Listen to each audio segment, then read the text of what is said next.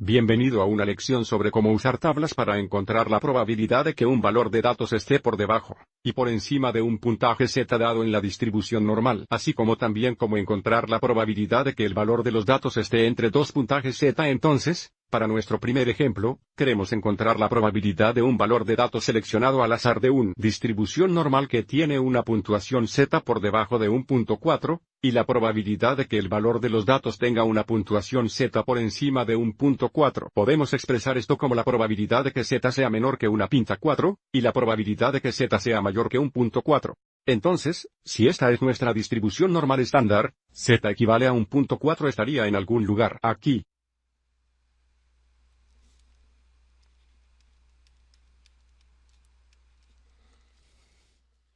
Y, por lo tanto, el área a la izquierda debajo de la curva representa la probabilidad de que z sea menor que 1.4. Y el área al extremo derecho de la curva representa la probabilidad de que z sea mayor que 1.4.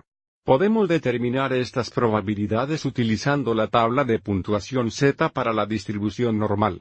Normalmente hay dos tipos con tablas. Un tipo es la tabla acumulativa que da el área a la izquierda de la puntuación z dada, y está la tabla de 0 a z que da el área entre z es igual a 0 y una puntuación z dada. Algunos libros de texto tienen tablas para puntuaciones z positivas y negativas. Pero para nuestros ejemplos, utilizaremos tablas con solo valores z positivos y tendremos que usar simetría si z es negativo.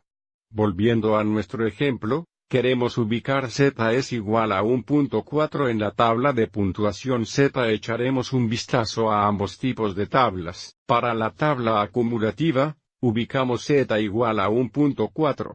Debido a que no tenemos un valor posicional de cientos, estamos buscando 1.4, 0, que estaría aquí. Si tuviéramos un valor posicional de cientos, tendríamos que encontrar la columna correcta.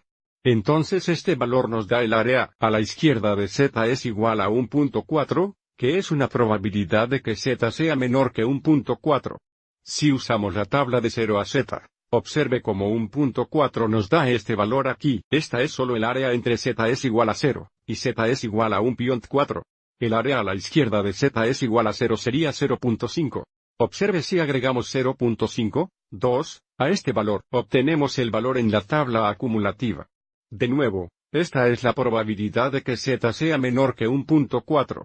Entonces esto sería 0.09192. Y por lo tanto, la probabilidad de que z sea mayor que 1.4, esta área aquí sería 1 menos 0.9192. ¿Cuál podría ser? 0.00808. Ahora echemos un vistazo a un segundo ejemplo. Aquí queremos encontrar la probabilidad de que un valor de datos seleccionado al azar de una distribución normal tenga un puntaje z entre el punto 0 negativo 5 y el punto 2. Entonces, de nuevo, si esta es la distribución normal estándar, z es igual a 0 negativo, el punto 5 podría estar aquí. Y z equivale a 2 puntos. Uno puede estar en algún lugar por aquí. Entonces, la probabilidad de que z esté entre estos puntajes z sería el área bajo la curva, agregado por estos dos puntajes z. Entonces, para encontrar esta área, no usaremos la tabla acumulativa de puntaje z, usaremos solo una tabla de 0 a z y de nuevo, nuestros dos puntajes z fueron .0 negativo 5 y 2.1.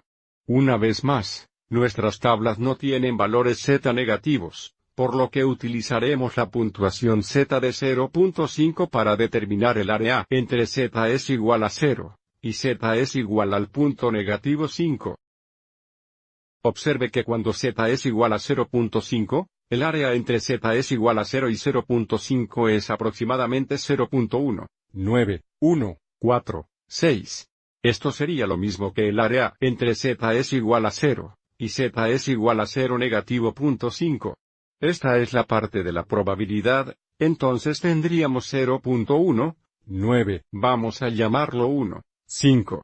Además, ahora encontraremos que z es igual a 2.1, que está aquí. Esto nos dice que el área entre z es igual a 0, y z es igual a 2. el punto 1 sería aproximadamente 0.482114. Entonces agregaremos esto para encontrar la probabilidad deseada. Entonces tenemos punto 0, llamémoslo 4, 8, 2, 1.